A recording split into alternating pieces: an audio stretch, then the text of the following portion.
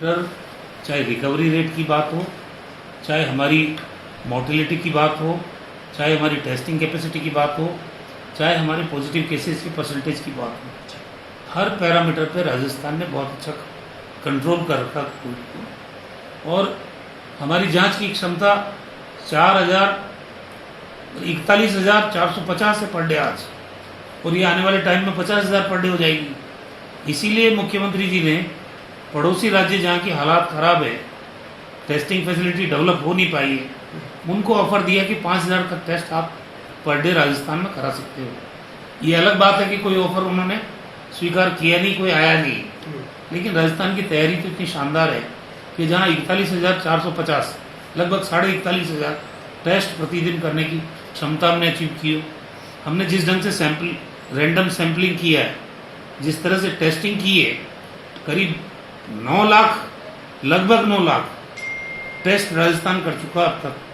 और हमारे random sample लेके और जिस ढंग से जहाँ जहाँ भी पॉजिटिव केसेस मिलते हैं हम वहाँ सैंपलिंग करते हैं, टेस्ट करते हैं।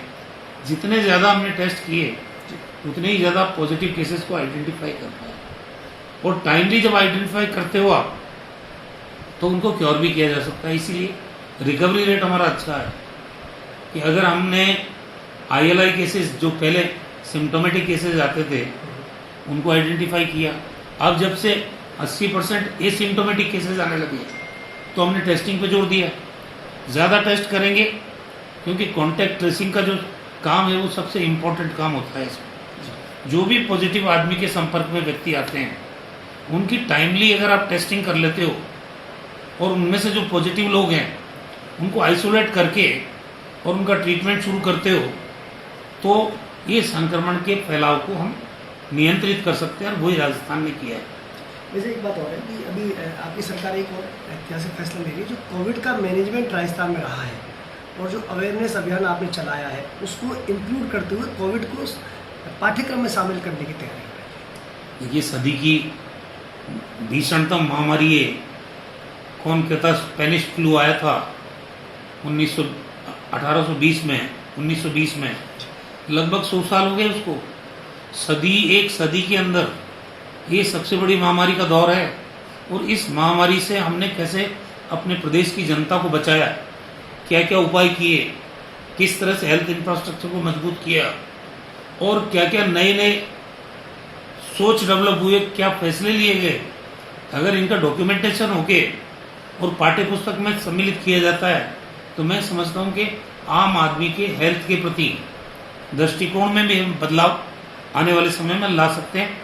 बच्चों के अंदर कोरोना वायरस से लड़ने की एक एजुकेटिंग थीम पैदा कर देते हैं तो सारी जिंदगी वो अपने बारे में हेल्थ अवेयरनेस की तरफ जागृत होगा।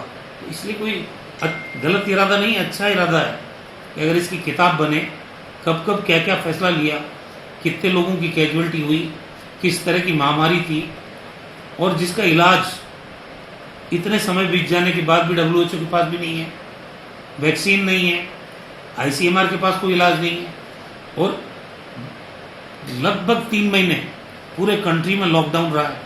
सन्नाटा था पूरी जगह, जो जहाँ था वहीं अपने घर में कैद हो गया। तो ऐसी स्थितियाँ तो 100 साल में हमने तो सुनी भी नहीं, देखी भी नहीं।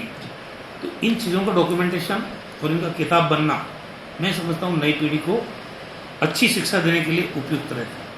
इसी से और ये भी फायदा होगी, आगे भविष्य में कहीं ऐसी महामारी आए तो उसके लिए पहले से हमारी पीढ़ी प्रिपेयर होगी। जब अगर स्पेनिश फ्लू की कोई किताब आज हमारे पास होती, किन परिस्थितियों में लोगों को बचाने की चुनौती उस जमाने में लोगों के पास थी, आज हम उससे सीखते। पहले आज जो किताब बनेगी उसको पढ़ के भविष्य में आने वाली इसी प्रकार की कोई चुनौती, हम तो ये उम्मीद करते हैं कि ऐसी चुनौती आए ही नहीं, और अभी तो ये चुनौती बरकरार है, कब खत्म होगी कोई पता नहीं।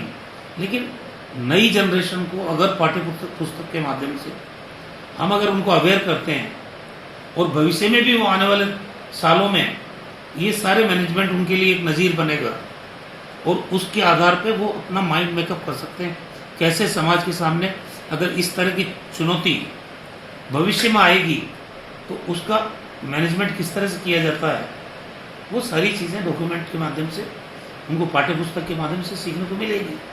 मुझे एक लास्ट क्वेश्चन था कि कई राज्यों से लगातार इस तरह की तस्वीरें सामने आई कि वेंटिलेटर की कमी है, मरीज को वेंटिलेटर नहीं मिला, लेकिन राजस्थान में कहीं इस तरह की तस्वीर नहीं है। एक चीज़ ऐड ऑन करना चाहता हूँ, एक चीज़ और जो अच्छी निकल कर आई, राजस्थान में अधिकतर मरीजों का इलाज बिना वेंटिलेटर के ही संभव हो गया। ये हमारे तो एट ए टाइम ज़्यादा से ज़्यादा वेंटिलेटर पे 13, 14, 15, 16 आदमियों से ज़्यादा वेंटिलेटर की जरूरत पड़ी नहीं एट ए टाइम। और जो हॉस्पिटल में आइसोलेशन में थे उनकी संख्या भी बहुत ज़्यादा नहीं थी। हमारा तो होम क्वारंटीन, इंस्टीट्यूशनल क्वारंटीन और हमारे जो आइसोलेशन के बेड थे चिकित्सालयों में, उनमें ही 14 दिन भर्ती रह के आदमी पॉजिटिव से नेगेटिव हो गए। कुछ लोगों को प्लाज्मा थेरेपी दी गई है, अच्छी संख्या में प्लाज्मा थेरेपी दी गई, उससे जो क्रिटिकल केसेस थे उनकी ज़िंदगी बचाई हमने यहाँ। तो सब तरह की व्यवस्थाएं, चाहे हमारे डॉक्टर्स ने नई दवाओं का कॉम्बिनेशन खोजा हो, आज भी यहाँ रिसर्च का काम चल रहा है। तो कुल मिला के जो पूरे वर्ल्ड में हो रहा है कि इसका वैक्सीन खोजा जाए, इसकी दवा खोजी जाए, उस पर हमारा भी अस्पताल, SMS अस्पताल में रिसर्च चल रही है। तो कुछ न कुछ आउटकम आएगा। लेकिन जो भी प्रबंधन राजस्थान में किए गए, समाज के हर वर्ग को कॉन्फिडेंस में लिया गया, चाहे वो डॉक्टर्स हो, धर्मगुरु हो, विभिन्न राजनीतिक दलों के लोग हो, चाहे हमारे NGOs हों, चाहे पुलिस डिपार्टमेंट हो, सरपंच तक से बात किए, हमारे MLA से बात की, MP से बात की, कोई तबका ऐसा नहीं, उद्योगपतियों से बात किए, हर वर्ग से बात किए। इन दिनों सैकड़ों वीडियो कॉन्फ्रेंसेस और सैकड़ों आपकी रिव्यू मीटिंग्स हर रोज मुख्यमंत्री जी के स्तर पे हुई है। तो जिस ढंग का माइक्रो लेवल का मैनेजमेंट राजस्थान ने किया है पूरे कंट्री में, इसीलिए आज कोविड को नियंत्रित रखने में राजस्थान की जो गिनती होती है अग्रणी राज्यों में है।